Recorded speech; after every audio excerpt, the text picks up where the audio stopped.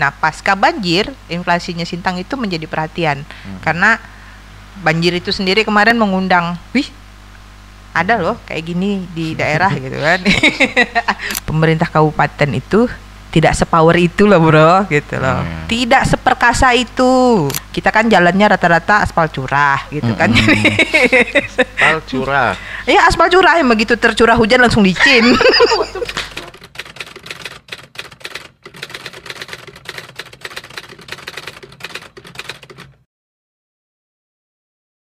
Podclub Podcast Kepala Batu. Ya, Kepala Batu berikutnya yang diundang hari ini adalah seorang aktivis perempuan, biasa bergelut di urusan-urusan lingkungan. Tapi kalau saya kenalnya tuh beliau ini adalah penggiat kebudayaan. Dulu kenalnya di teater. Kita langsung sambut Sri. Sri apa tadi tuh, Mi? Udah sana macam-macam, Bud. Sri Juniarsi, SJW gitu singkatannya. Social Justice Warrior gitu. Berat. Dengan biasa saya panggil Mami. Karena dulu di teater tuh beliau ini seniornya gitu kan. Jadi kami tuh di juniornya tuh biasanya junior manggil beliau ini Mami gitu kan. Kayaknya lebih enak manggil Mami lah. Kayak enggak sopan gitu kalau manggil pakai Sri gitu kan. Rasa-rasa aku jadi kayak apa gitu ya, dipanggilin Mami gitu kan. Hari ini sebenarnya kita tuh lebih ke lebih ke gibah-gibah lah. Gibah-gibah sebenarnya udah apa ya, peristiwanya by momennya itu udah lama sebenarnya, tapi dampaknya masih sampai sekarang. Itu soal efek besar dari banjir 2021 tuh. Itu kan kayaknya setahu saya ya, saya kelahiran 80-an tuh banjir besar yang lama itu kan banjir 2021 tuh. Sekarang tuh kita ngelihat tuh efeknya ternyata sampai hari ini masih ada gitu. Kenapa misalnya kayak Sintang tuh selalu rawan masuk daerah dengan kategori inflasi tinggi kayak gitu kan. Kemudian soal yang tidak tersentuh tuh biasanya bukan dampak sosialnya. Yang sering abai dari diskursus di pemerintah tuh soal mitigasi di hulunya tuh, kan. Kalau Mami sebagai penggiat lingkungan nih memandang fenomena banjir 21 dengan kondisi sekarang tuh apa sih kira-kira yang alpa dari cara-cara penanganan kemungkinan terulangnya banjir yang sama tuh? Kira-kira apa tuh? Yang pertama mungkin perlu kita ingat baik-baik bahwa dari zaman dulu pun banjir itu jadi kayak sebuah event tahunan. Bahwa dia ada besar, ada kecil, enggak selalu gitu sebesar bahwa 2021 itu betul-betul menjadi lebih besar daripada yang sebelum-sebelumnya. Kemudian kan kalau misalnya diingat baik-baik mungkin 10-an atau 15-an tahun yang lalu gitu kan, kita bisa menduga nih kapan musim banjir, kapan musim kemarau. Jadi hitungannya kan kayak Januari itu sudah mulai curah hujan sudah mulai turun, Februari juga sudah mulai turun, kemudian Februari, Maret, April, Mei, Juni, Agustus gitu kan, misalnya Juni, Juli, Agustus gitu kan, itu bisa dibilang masa-masa kemarau. Kalau zaman dulu ya kita bisa main pasir di sungai dan segala macam gitu kan. Kemudian orang mulai ini, terus ditambah lagi habis itu ketika bulan berbernya masuk kan, September, Oktober, November musim hujan masuk gitu kan. Kalau zaman dulu seperti itu. Nah, apapun yang kemudian menjadi penyebab, orang kan sering nyebutnya dengan perubahan iklim dan segala macam.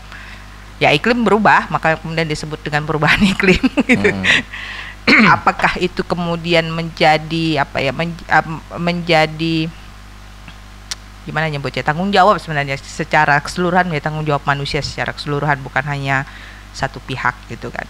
Jadi kalau kita bicara soal itu, ya kalau ingat 2015 kalau aku tidak salah ingat, kita di kabut asap full 2015 ya kalau aku salah. Paling besar sebenarnya 98. Itu membuat kita jadi terkenal secara internasional tuh. Iya, itu mulailah ya, mulai terkenal kan, tetangga mulai ribut. Mulai ribut dikasih asap 2 bulan, tapi dia enggak pernah ribut dikasih oksigen 10 bulan gitu kan. Nah, iya sih. Iya kan? Dengan Malaysia, Singapura. Nah, ya kan gitu kan, orang ribut dikasih asap 2 bulan tapi dikasih oksigen 10 bulan, kita nggak pernah dipuji-puji tuh Indonesia gitu kan, atau secara keseluruhan misalnya. Itu contoh aku melihat bahwa memang ada perubahan ya, terutama perilaku manusia bertambah, orang membutuhkan ekonomi yang lebih baik. Kalau kita bicara semua orang pengen sejahtera lah ya. Dirimu sendiri pasti pengen lah kalau bisa tiap tahun bisa liburan ke Raja Ampat, bisa ke Bali, bisa ke Paris. Aku pengen ke Rinjani sih. Nah kan, tuh. Tapi mungkin nggak sih setiap tahun duitnya nggak ada, harus nabung loh 2 tahun baru bisa pergi misalnya kan kayak gitu. Nah kondisi-kondisi ini kan kemudian gimana kalau nyebutnya ya, kemudian membuat orang berpikir untuk bisa mendapatkan income lebih dengan berbagai macam cara. Jadi bahwa di tempat kita ada berbagai macam hal yang konslet, gitulah kita nyebutnya ya, berbagai macam hal yang konslet. Misalnya kita bicara penegakan hukum yang tidak cukup tegas, misalnya ada kita bicara misalnya ketika bicara zaman 2000 berapa itu kan zaman illegal logging itu kan misalnya kan, apakah illegal logging berhenti sekarang? Enggak, masih ada gitu kan, malah ada payung hukumnya sekarang ya kan? Masih ada gitu kan, tapi mungkin sudah tidak lagi semarak zaman itu gitu kan, bahwa kemudian memberi dampak misalnya banjir 21. Aku tuh ingat ada pernyataan di warung kopi mana ya waktu itu, aku ingat di pasar Sungai Durian di sini, yang ada kakek-kakek bilang dulu 63 lebih besar dari ini belum ada apa-apa kok, masih hutan semua, lebih besar. Jadi kalau kita ngelihatnya ya siklus 20 tahunan gitu maksudnya. Mungkin itu siklus alam, bisa jadi. Yang kedua, manusia itu jadi faktor memperparah lah, kita sebut ya seperti itu ya, memperparah. Misalnya gini, kita mengganti kawasan hutan yang tadinya menjadi daerah serapan air menjadi yang lain. Misalnya baik itu kan di hulu ya misalnya. Terus apakah itu diganti oleh sekelompok kecil orang atau sekelompok besar, itu dampaknya akan kurang lebih misalnya. Terus yang kedua, kemarin aku sempat ngobrol-ngobrol sama seorang yang cukup ahli lah bicara soal tata ruang dan segala macam soal ini. Nah, yang ini juga jadi faktor yang selama ini kita nggak pernah pertimbangkan, fungsi sungai. Zaman dulu sungai itu fungsi utama transportasi, sehingga dia pasti mengalami mengalami perawatan lah bahasanya, kita kira-kira kayak gitu ya, maintain kata orang sekarang nih, mengalami misalnya ada pohon tumbang dibersihkan, ada pendangkalan dikeruk, manual lah nih, maksudnya masyarakat melakukannya secara swadaya. Sekarang fungsi sungai tidak lagi seperti itu, sehingga yang pohon-pohon tumbang, katakanlah yang tumbang secara alami ya, tetaplah dia merangkang akhirnya di sungai gitu kan, yang akibatnya kemudian memperparah erosi, membuat sungai jadi lebih dangkal. Lah ditambah dengan kelakuannya kita, peti dan kawan-kawan gitu. Termasuk juga sawit ya kan? Ya kelakuan kita gitu kan. Nah kayak gitu-gitu. Jadi ternyata masing-masing nih memberi sumbangan lah ya terhadap itu gitu. Bahwa kemudian dampaknya kemudian jadi sangat besar 2021, apakah akan terjadi lagi berikutnya? Bisa jadi. Nah kemudian kan, nah itu kalau kita bicara dari sisi apa yang ada ya di bawah gitu. Tapi kalau kita bicara dari sisi yang lain, misalnya kalau dari sisi katakanlah yang punya kewenangan terhadap negara misalnya gitu kan, hal-hal seperti ini mungkin harus jadi diskusi yang panjang. Misalnya kayak tadi kita ngomong misalnya tidak ada koordinasi baik antar kabupaten yang dilintasi oleh katakanlah oleh sungai yang sama. Katakanlah kita dalam hal ini nyebutnya Sungai Kapuas lah, atau Sungai Melawi, karena Sintang ini muara 2 sungai besar gitu kan. Walaupun Sungai Melawi jatuhnya jadi anak sungai sih kalau di dalam, kalau ngelihat alurnya Kapuas ya jadi anak sungai. Istilahnya mereka itu anak sungai. Tapi kalau lihat besarannya besar anak sungai apa bukan? Kayaknya sepupunya sungai ya. Mesti jadi sepupu atau anak yang terlanjur dewasa. Tapi gini loh Mi, yang mencemaskan itu kan sebenarnya yang makin bikin kita cemas itu adalah itu tadi itu selama ini kalau ada kebakarannya terus pemerintahnya sibuk ngurusin kebakarannya gitu kan. Bukan cari tahu apa sebab kebakaran nih misalnya gitu kan. Sama halnya kayak banjir misalnya kan. Kalau ada banjir sejauh ini kan pemerintah kan paling sibuk kan kayak apa itu Badan Penanggulangan Bencana ya kalau tidak salah ya. Paling sibuk kan itu hanya di soal-soal itu aja gitu Pak. Tapi ini kan ada soal di hulu yang lebih, maksudnya ini bukan hulu sungainya, masalah di hulu persoalannya itu yang kadang-kadang tidak tersentuh. Ya misalnya tadi hari ini, oke lah kalau kita membandingkan bahwa itu kayak fenomena alam yang siklusnya sekian puluh tahun sekali gitu kan. Tapi kalau sepengetahuan saya itu catatan sejarahnya nyebutkan bahwa kalau banjir yang sampai berbulan-bulan ya banjir 2021 kan. Dulu saya ingat tuh tahun 91 juga ada banjir tuh. Zaman itu di banjir besar. Zaman itu orang Tanjung Puri mau ke Bandung tuh harus pakai sampan tuh. 84 juga banjir besar. Nah, banjir besar kan waktu itu. Waktu itu kondisinya jalan belum ditinggikan tuh. Kondisinya jalan belum tinggi kan, dan selalu kalau ada banjir besar tuh orang mesti pakai sampan mau ke Bandung tuh. Saya ingat tuh Oplet Biru tuh singgahnya tuh sampai Simpang Poros dulu kan. Ada siklus-siklus kayak gitu. Cuma kalau dampaknya yang panjang tuh, dan sekarang terbukti tuh pasca banjir tuh Sintang masuk 5 besar inflasi nasional kan. Betul kan? Inflasi nasional kemarin tuh pasca banjir kan. Sebelumnya udah, tapi kita masuk 5 besar tuh. Kita sudah mulai masuk. Diponis pemerintah pusat.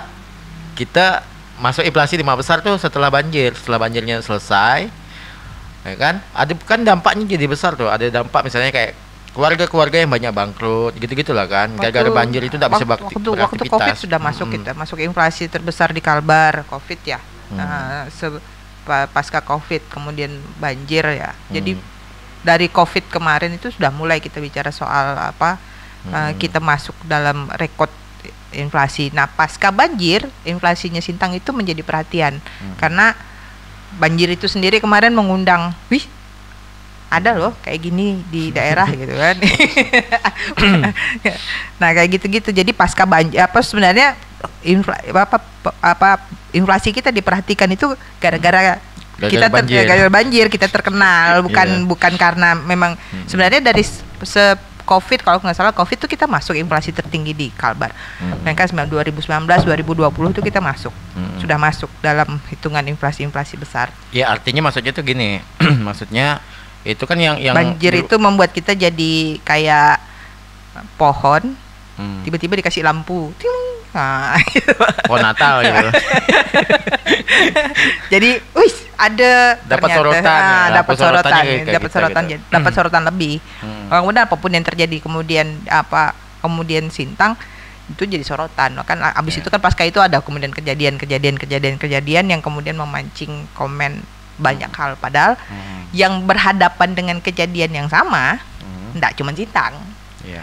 Itu dia yang jadi itunya. Kok Sintang yang diperhatiin sih? Karena aku dapat nih komen itu gitu, komen itu dari berbagai macam teman-teman jaringan di luar. Kok tiba-tiba Sintang diperhatiin sih? Itulah, padahal yang dapat seperti ini nih atau yang punya kejadian serupa gitu kan, nggak cuma Sintang, tapi kenapa Sintang yang kemudian jadi populer? Karena aku pikir-pikir kayaknya gara-gara waktu itulah gitu. Gara-gara banjir itulah yang membuat kemudian Sintang menjadi sorotan yang lebih, ya dapat sorotan lebih, dapat diperhatikan ya, jadilah. Kalau enggak sebelumnya kan kita enggak ketahuan ada di mana. Di peta pun tak nampak, Bah. Oh iya sih. Jangan salah. Sintang planet apa itu? Nah, jangan salah. Aku pernah ditanya zaman mahasiswa, pernah ditanya sama mahasiswa di Pulau Jawa. Pontianak itu di sebelah mana sih? Iya, masuk akal. Nah, tapi sepengetahuan Mami tuh pasca banjir tuh gitu kan. Yang kenapa sih kayaknya soal-soal di hulu, soal masalah-masalah di hulu tuh, misalnya kayak mitigasi bencana, misalnya kayak daya tampung, daya dukung alam kita terhadap masuknya investasi semacam, kan kayaknya enggak jadi diskursus menarik buat pemerintah gitu. Kalau dibilang tidak menarik, enggak juga sih, enggak bisa juga kita bilang seperti itu, karena kalau misalnya kita melihat dokumen yang harus dikeluarkan oleh pemerintah itu kan pasti ada kajian AMDAL lah, ada apalah, ada inilah misalnya kalau untuk prasyarat misalnya kayak untuk perusahaan, tapi apakah itu kemudian kayak misalnya kita bikin untuk dokumen daerah lah misalnya gitu kan, itu kan ada kajian KLHS dan macam.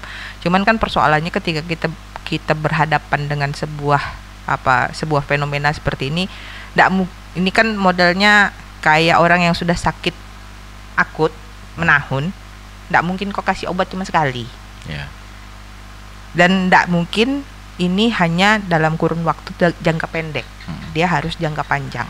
Artinya ini perlu program jangka panjang yang dilakukan oleh semua orang dengan porsinya masing-masing ya.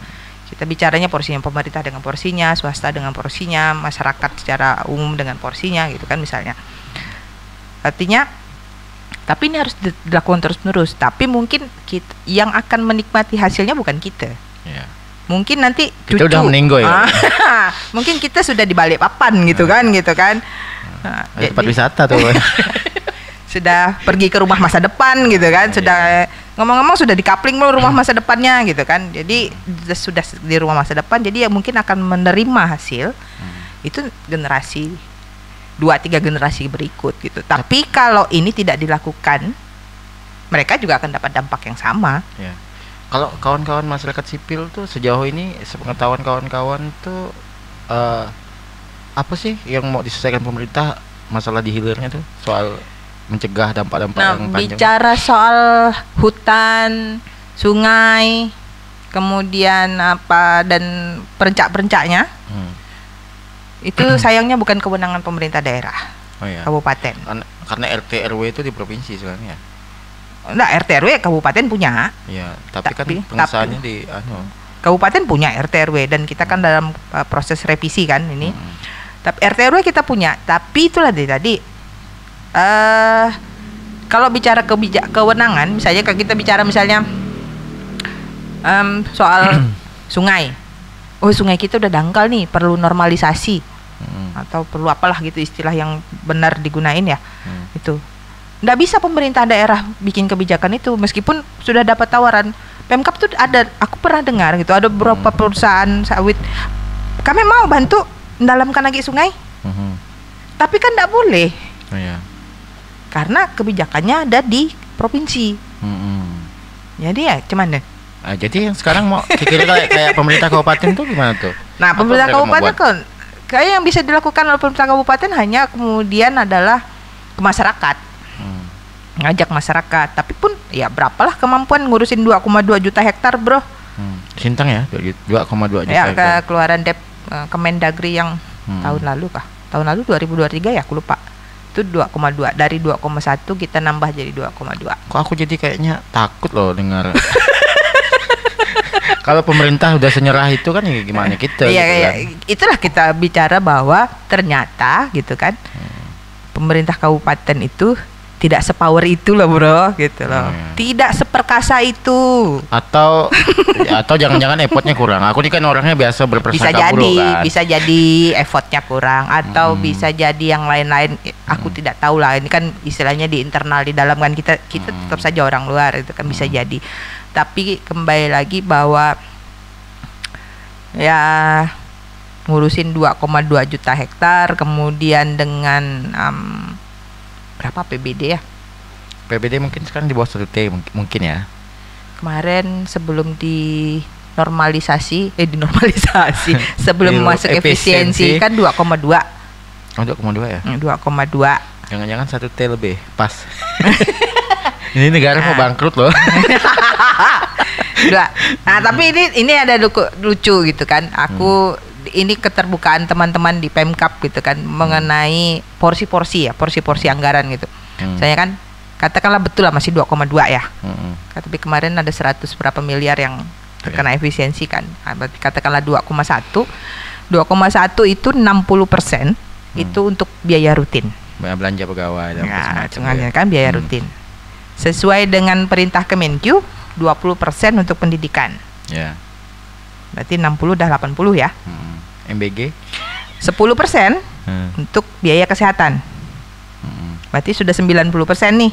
Tinggal 10% yang digunakan oleh OPD-OPD yang lain. Jadi apa?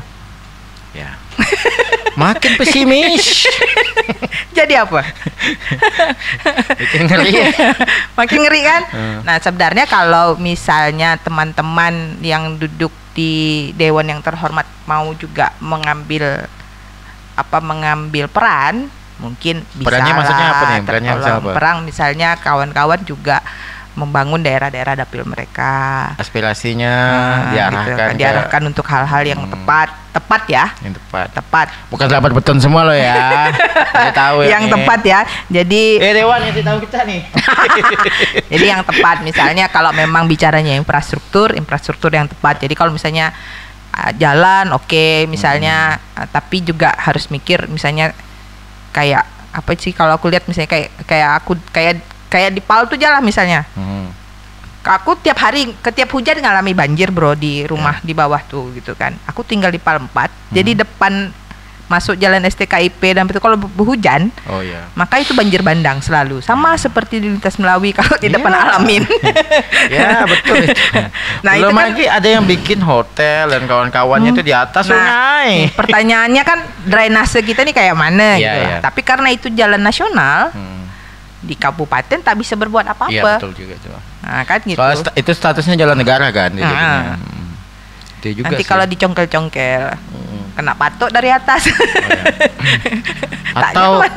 Atau kira-kira misalnya gini, kira-kira tapi mungkin efektivitasnya agak anu lah. Mungkin perlu trial and error, perlu tahu dulu, perlu dicoba gitu. Misalnya katakanlah gini, kawan-kawan di DPRD itu yang punya paket aspirasi yang punya paket aspirasi itu ke kampung itu ngurusin, bukan hanya ngurusin rapat beton, tapi ngurusin tutupan hutan gitu ya. Nah, bisa jadi misalnya katakanlah desa atau beberapa desa tempat mereka tuh ada potensi hutan atau tembawang tua di kampung masih bagus misalnya gitu kan. Tembawang waris keluarga dan segala masih bagus, dijaga misalnya, enggak usah diapa-apain, diganti atau pemanfaatannya ditambah misalnya seperti itu. Jangan pula, tebayang masih bagus. Ini tengkawang udah enggak lagi berbuah, tebang ya. Jangan lagi. Jadi papan. Daripada jadi kenangan, mendingan jadi duit. Tengkawang sekarang laku cuy. Iya, itu soalnya. Udah ada pabrik tengkawang gitu di Sintang. Iya, betul tuh. Ada pabrik. Tapi kan banyak juga orang yang pengen ini masalah ini ya. Masalah kadang-kadang tuh ya. Kalau ngomongin isu lingkungan itu kan ya kita tidak bisa ansih ngomongin hanya isu lingkungan gitu kan. Kaitannya kan banyak tuh. Lingkungan yang layak, kemudian gimana pemanfaatan supaya secara ekonomi kondisi yang layak itu juga belum pernah tersosialisasikan oleh pemerintah. Belum pernah digarap serius. Menurut aku yang agak serius tuh justru kawan-kawan NGO nih. Kawan-kawan NGO yang biasa yang kasih advokasi itu agak lebih serius dari pemerintah gitu kan. Tapi masalahnya gini, ini juga mungkin kritik juga ke kawan-kawan NGO kan. Kawan-kawan NGO itu sebenarnya udah lama melakukan kerja-kerja macam begitu, tapi pemerintahnya tidak terinspirasi gitu kan. Apa jangan-jangan kawan-kawan NGO ini salah PDKT-nya ke pemerintah atau gimana gitu, Pak? Gimana tuh, Mi? Kalau bisa jadi sih sebenarnya kan, apapun sebenarnya bisa jadi salah PDKT, bisa jadi salah cubit gitu kan, bisa jadi salah colet, tanpa aku keras ya. Bisa jadi juga salah belai-belai kan, bisa jadi kan, kita nggak tahu. Tapi yang pasti itu apa yang bisa dilakukan teman-teman pemerintah, apalagi kayak pemerintah daerah, memang jatuh-jatuhnya dalam tanda kutip ya, itu jadi kayak normatif, jatuh-jatuhnya. Nah, kelebihan dari teman-teman NGO misalnya, teman-teman masyarakat sipil yang kemudian bekerja di basis adalah mereka fokus karena daerah dampingan mereka terbatas. Misalnya katakanlah 10 desa. 10 desa aja. Sintang 391 desa, Pak. Tapi kan sesuai sama resource-nya.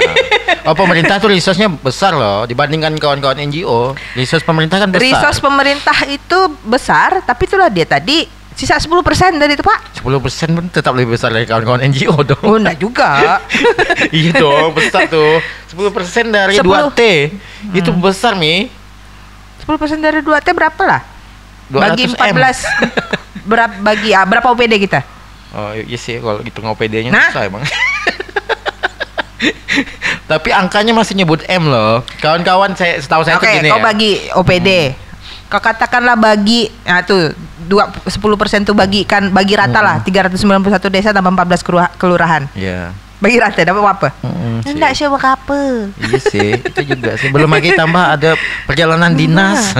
Nah, ditambah lagi di mata masyarakat secara awam, pembangunan itu bentuknya fisik. Ya, infrastruktur gitu lah ya. Fisik. Betul lah, kayak sekarang ya kita kan jalannya rata-rata aspal curah gitu kan. Aspal curah. Iya, aspal curah yang begitu tercurah hujan langsung licin. Iya sih. Aspal curah.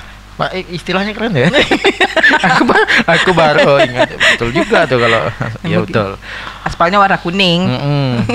Ya tapi memang ini juga sih kayaknya nih kaitannya macam-macam nih ke soal itu makanya itu nggak bisa berdiri sendiri dia. Nggak bisa. Nggak muncul dari Nggak ruang bisa. hampa gitu-gitu tuh kan. Sebenarnya kalau kita mau menggali juga masyarakat tradisional kita itu sebenarnya mereka punya loh.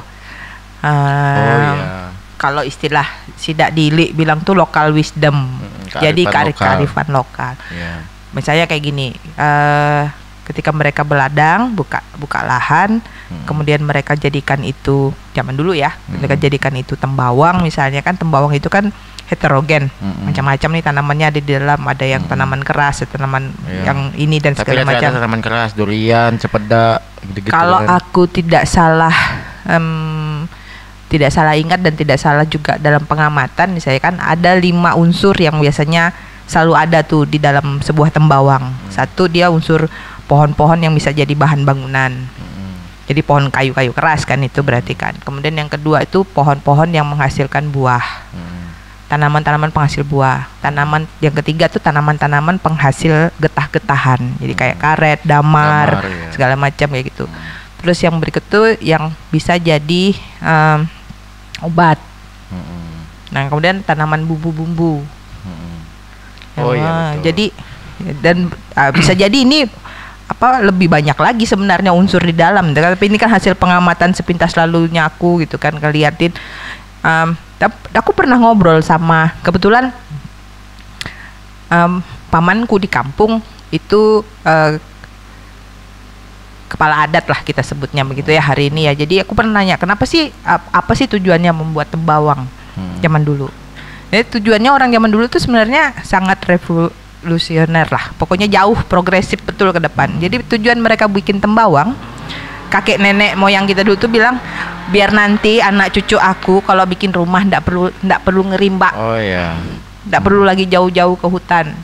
Karena di tanah tembawang sudah ada nih pohon yang bisa ditebang untuk bahan bangunan, buah-buah yang bisa dipanen kalau pas musim buah, misalnya kayak gitu-gitu. Bayangkan sejauh itu pemikiran datuk-datuk moyang kita dulu gitu, Pak. Itu yang kadang-kadang juga jangan-jangan diabaikan juga sama pemerintah tuh. Nah, masalahnya adalah pengabaian ini tidak hanya dari pemerintah. Pemerintah enggak ngelihat ini gitu kan, misalnya existing barang ini nih masih bermanfaat atau enggak tuh bagi pemerintah barangkali enggak dilihat gitu kan. Nah, itu tapi perubahan juga terjadi di tingkat masyarakat sendiri. Misalnya kayak sekarang ya habis beladang jadi satu komoditi di situ. Oh ya, jadi monokultur. Nah, Monokulturnya cabe. terserah lah monokulturnya ternyata kemudian ternyata kemudian jadi tanaman sawit kah? Jadi tanaman karet kah misalnya. Tapi budaya monokultur itu merubah budaya tembawang itu. Ini tembawangnya ya, tembawang yang ada sekarang itu aja mungkin umurnya paling muda mungkin 50-an tahun dan itu sudah banyak yang tidak lagi melakukan. Datanglah perusahaan sawit, Pak. Tanah Hanuan Tanah Hanuan investasi untuk kebun sawit ya, ikut di perusahaan Pola 82 gitu-gitu. Nuan mau beli motor tak? Kan gitu kan. Iya sih memang ada perubahan-perubahan. Nah, ya perubahan-perubahan ini juga mempengaruhi banyak hal gitu. Karena ini sudah terjadi puluhan tahun, mungkin sudah lebih dari 50 tahun ini terjadi, tentu dampaknya terasa sekarang. Nah, memperbaikinya ya mungkin butuh 3 kali lipat waktu. Ada satu hal tuh gini tuh kadang media.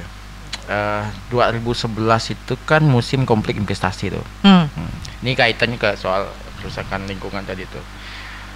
Alih-alih ngasih kesempatan masyarakat kita untuk menjadi petani monokultur mandiri, pemerintah ini kasih karpet merah ke banyak perusahaan kan. Yang belakangan 2011 tuh menuai banyak masalah. Ada belasan orang terpaksa Natal di penjara zaman itu kan 2011 kan.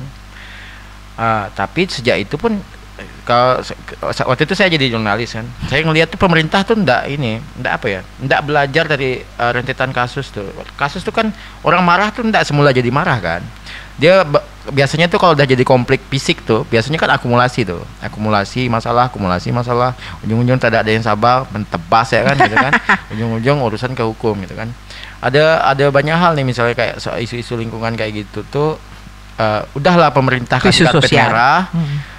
Tambah lagi nih gini nih, kalau secara topografi kontur di kita nih di Kabupaten Sintang lah, kita nggak tahu lah kabupaten lainnya.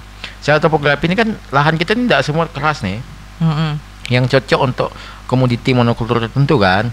Lahan kita tuh belang-belang tuh, ada gambut sekian kilo, ya kan gitu kan. Ya. Karena anak sungai kita juga banyak kan. Anak sungai itu Kita kalau ada lihat gambut, jari-jari itu mungkin ada batu, ada Kabupaten Sintang ya mungkin ada ribuan anak sungai itu. Kalau mineral. kalau anak macam- sungai kayak Kriung, Ala itu dihitung tuh, itu ribuan anak sungai kita ya kan. ribuan. Nah itu ya yang soal-soal kayak gitu yang kadang-kadang lupa tuh. Ketika masukkan perusahaan investasi, Namanya juga Kalimantan. nah, ketika masukkan perusahaan investasi, kadang-kadang pemerintah tuh cuma dah kasih urus kita gitu kan.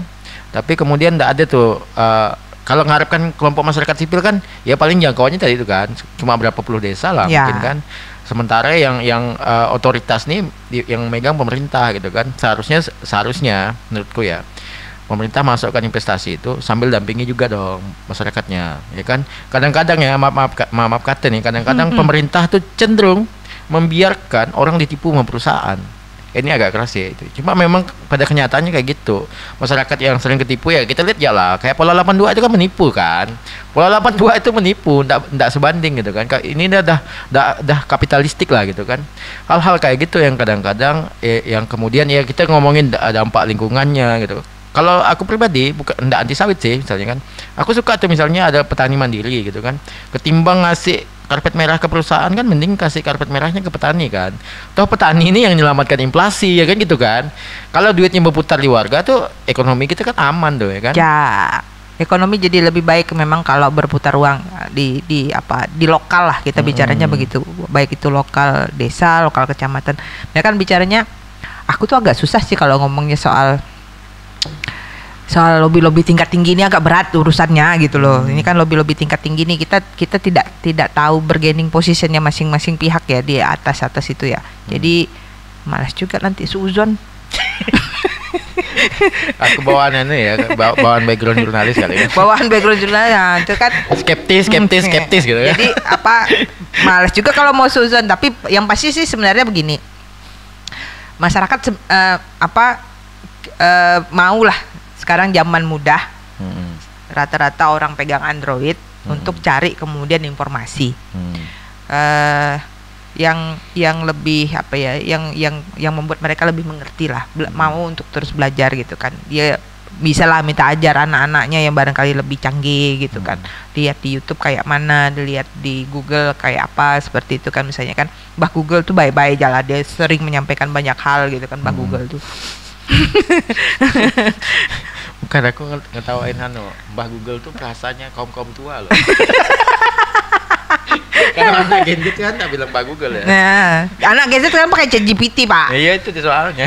Pakai ChatGPT. Maka yang masih bilang pakai Mbah Google tuh udah tua, ketahuan Nah umur. kan ini di kampung. Karena kalau misalnya kita ngajak pakai ChatGPT, yang make belum tentu ngerti gitu.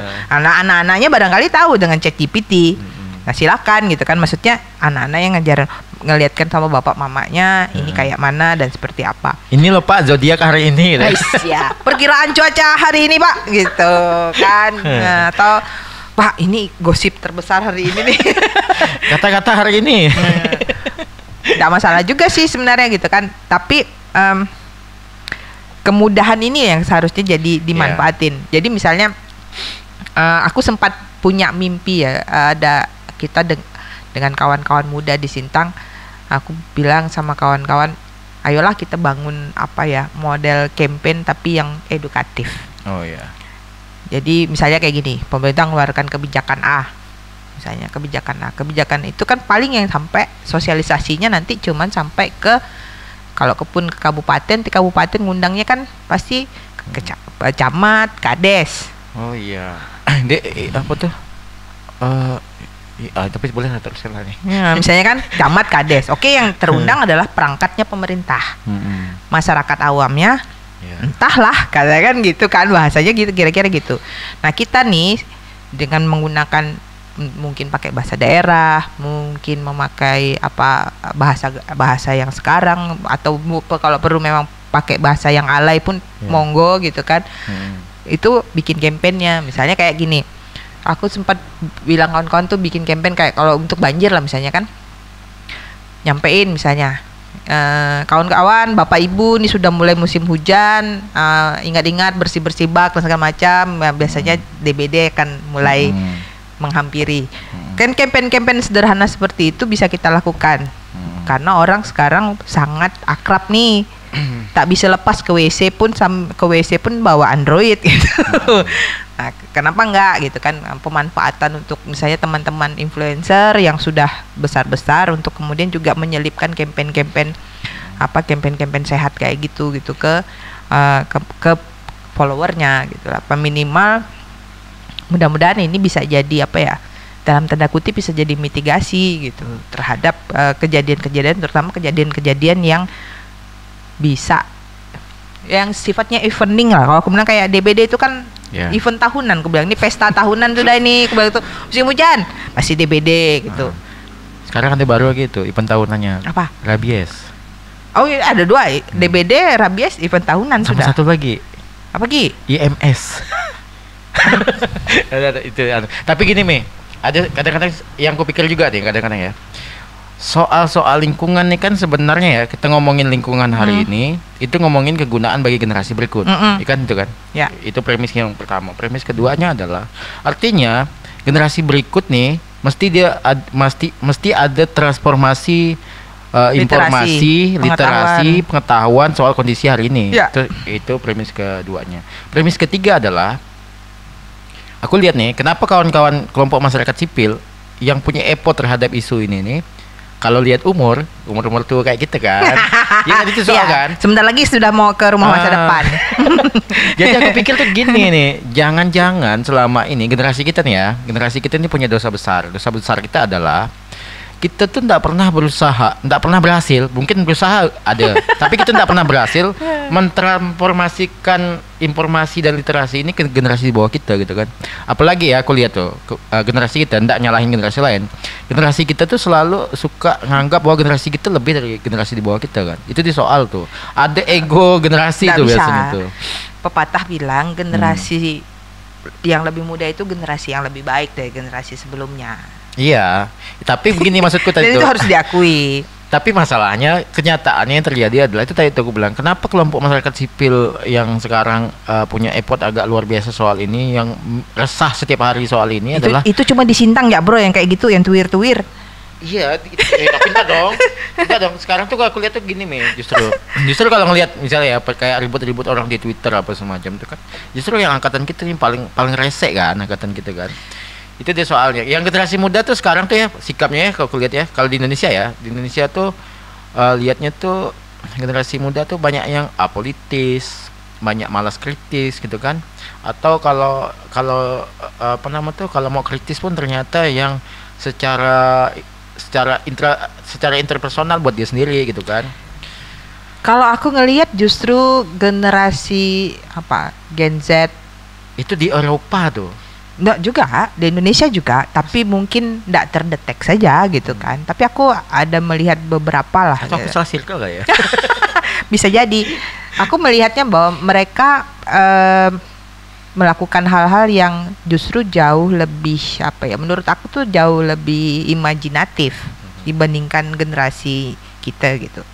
Atau katakanlah generasi milenial. Kita masih dihitung generasi milenial apa boomer? Atau generasi kolonial? Gen X ya.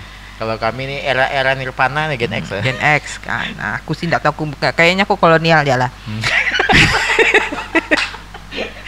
Hindia Belanda Anda ini. Agak bingung aku bilang aku generasi yang mana. Tapi kalau misalnya bicara kenapa misalnya cara berpikir generasinya kita itu jadi seperti itu, mungkin karena faktor kondisi. Kayak aku kan merasa bahwa generasiku, generasi 70-an, 80-an awal itu kan selalu disebut generasi emas. Oh, boomer berarti tuh. Kenapa disebut generasi emas? Nggak 70-an, masih milenial, Pak. Oh iya. Udah mau bilang tua nih Mas Yani. Nah, dibilangnya begitu. Oh iya. Kalau menurut mereka membagi-bagi, tapi mau dibilang boomer pun no problem. Ya. Makanya aku bilang kita kolonial sajalah. Jadi kenapa dibilang generasi emas? Karena kita generasi yang melihat perubahan dari yang tidak ada menjadi ada. Oh iya, zaman kita ini transformasi dari kaset pita sampai Nah, ke dari MP3. kaset pita sampai ini, dari telepon rumah yang pakai putar-putar sampai Era telepon rumah, Android. telepon koin, telepon kartu sampai kemudian Android. iya, Nah, betul, kayak ya. kita menikmati itu. Saksi perubahan zaman ya gitu. Oh iya, saksi perubahan zaman gitu kan. Nah, mungkin karena keterbatasan itu membuat daya surviving kita jadi lebih baik. Iya. Daya surviving ya. Apakah kemudian menjadikan generasinya lebih baik? Belum tentu. Belum tentu. Apakah kemudian menjadikan generasinya lebih pintar? Iya. Juga belum tentu gitu kan. Generasi kita sekarang banyak yang konservatif. Apakah itu tadi? Nah, sementara pengetahuan, teknologi itu berkembang. Iya. Begitu juga dengan imajinasi. Ya. Aku melihat kalau teman-teman yang teman-teman lakukan Gen Z atau mungkin abis Gen Z apa? Gen Z millennials. Hmm? Milenial dulu ya. Dulu, Gen Z ya. milenial dulu baru Gen Susah sih emang ini Alpha ya. Gen Ah, Alpha Gen belakangan Alpha. terakhirnya. Mungkin habis Alpha, Beta dan segala macam berikutnya mereka punya cara yang lebih lebih imajinatif. Misalnya mereka jadikan tempat yang tidak layak menjadi site wisata misalnya menjadi tempat yang layak menjadi site wisata. Oke, ada unsur bisnis di situ, ada unsur kesenangan di situ. Tapi ada perubahan yang mereka bawa. Misalnya. Nah, kayak aku sempat kalau di luar misalnya aku tertarik tuh ada kebetulan mampir tuh di berandaku gitu ada sekarang ini anak-anak mungkin sama nih hashtagnya kabur aja dulu. Nah, kalau di RRC kabur aja dulunya itu mereka ke desa. Oh iya. Jadi ada beberapa desa yang kemudian Iya. justru sangat maju secara teknologi dan itu isinya anak-anak muda, anak-anak Gen Z. Oh, kalau kita malah kebalikannya. Nah, kalau kita kan pergi ke luar negeri, makanya aku sekarang bilang kabur aja dulu, ayo pulang kampung, ayo pulang kampung gitu. Ini kembali ke soalannya nih, soal kenapa kayaknya ini sih anggapanku sih, mudah-mudahan salah gitu kan. Pernah beberapa kali itu bikin kelas di kawan-kawan HMJ kehutanan gitu kan. Jadi ternyata tuh perasaanku aja nih, mudah-mudahan perasaanku aja. Ada disparitas yang jauh soal wawasan kelingkungan itu ke generasi mereka gitu kan. Itu sekitar tahun 2021 2022 lah pasca banjir itu kan. Jadi aku sempat lah agak keliling-keliling lah gitu ke kawan-kawan itu tuh di generasi ini. Mereka tuh rata-rata masih bingung mau mulai apa tuh ya, kalau mau punya kepedulian sama lingkungan tuh mau mulai dari mana, mereka masih bingung gitu kan. Itu yang buat aku kemudian aku menyimpulkan, oh ini nih kayaknya ada dosa generasi kita nih, kita tidak sampaikan ini ke mereka tidak dapat dari kita, terus mereka ngelihat kondisi mereka sekarang gitu kan. Itu jadi anunya tuh Ya karena generasi kita sibuk cari duit. Dan ya itu tadi tuh Karena dulu miskin, sekarang sibuk cari duit gitu kan. Lupa ngedidik generasi berikut. Iya, habis itu padahal kita tidak boleh loh biarkan generasi lemah di belakang kita gitu kan. Itu kalau mau bawa narasi agamanya gitu kan. Jadi ngomongnya sebenarnya kalau aku lah yang ngelihatnya dampak ini kan kemudian kita bicara kemudian menjadi sangat lebar ya. Ada dampak sosial di situ.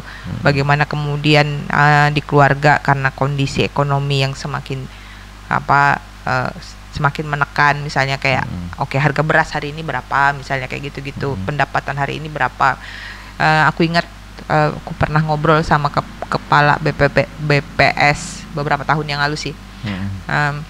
Sintang itu punya fenomena yang menarik. Angka kemiskinan kita tinggi, tapi kita tidak punya pengangguran. Banyak di sektor informal maksudnya.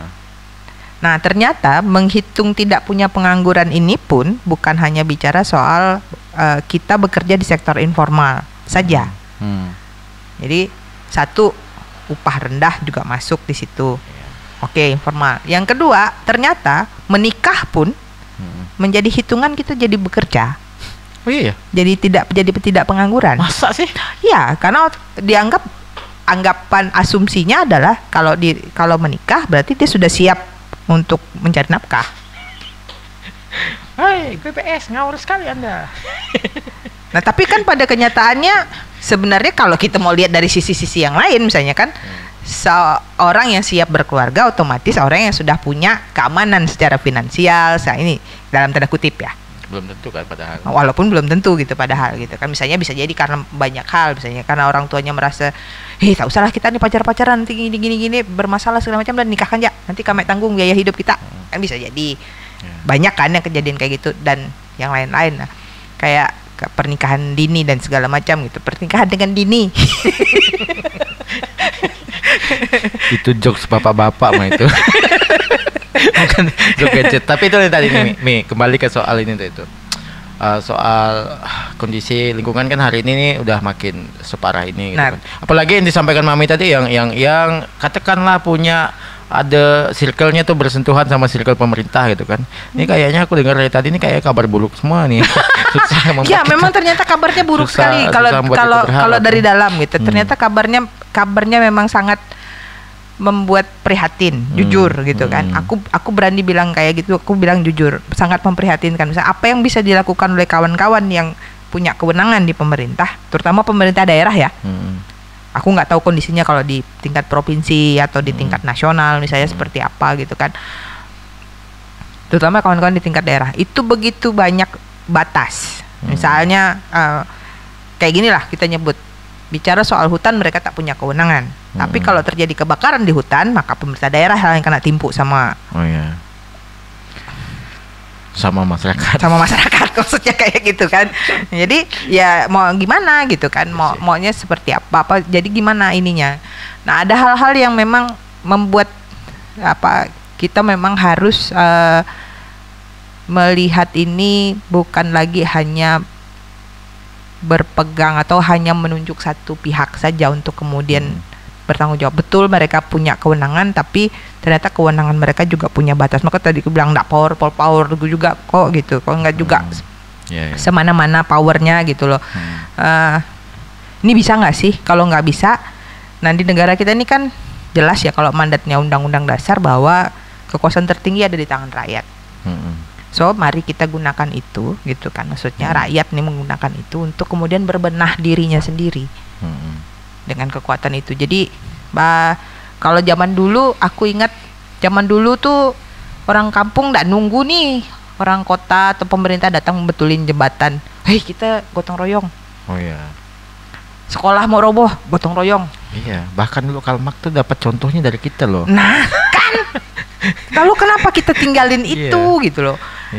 Budaya-budaya baik itu kan kita tinggalin tuh karena ada sih yang menganggap bahwa ndak modern nih kalau itu diterusin. Nah modern itu nggak kayak gitu. Modern tuh cara berpikir yang lebih baik. Kalau misalnya ada teknologi yang lebih baik lah, apalah gitu, atau ada metode yang lebih baik, ada pemanfaatan yang lebih baik barangkali kan. Jadi budaya-budaya ini nih yang udah ditinggalin misalnya. Kalau kita ini kan terpengaruh oleh TV. Tunggu, ya, itu betul sih. Itu salah satu pengaruhnya yang sedikit-sedikit sorry pulau sebelah gitu kan. Jadi kalau di teman-teman sedikit-sedikit ada kebencanaan, mereka harus dapat bantuan, harus apa. Nah, kita kasian Pak, kami orang miskin gitu-gitu. Nah, kalau mau lihat misalnya kita di Kalimantan, betul nggak sih di Sitang lah misalnya, betul nggak sih dirimu dalam tanda kutip ya? Betul nggak sih miskin dalam tanda kutip? Kalau di kampung, kalau kita nilai dari luar secara physically, betul rumahnya mungkin dari kayu. Kalau dalam bahasanya nomenklatur pemerintah sebutnya semi permanen. Kan gitu. Tapi punya lahan 20 hektar. Motor 4. Mobil helak 3. Miskin kah? Iya sih. Iya.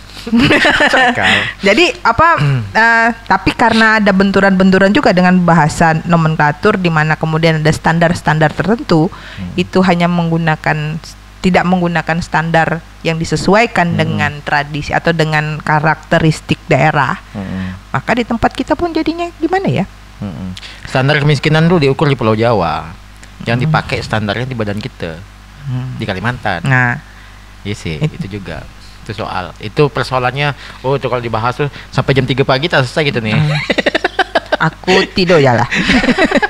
Jadi Kalau terakhir lah pesan soal lingkungan lah ke generasi di bawah kita untuk Gen Z milenial. Aku pikir kalau bicara pesan lingkungan ini mungkin ke semua orang lah. Satu, kalau kita memang peduli sama lingkungan dan pengen berubah, mulailah berubah dari diri sendiri.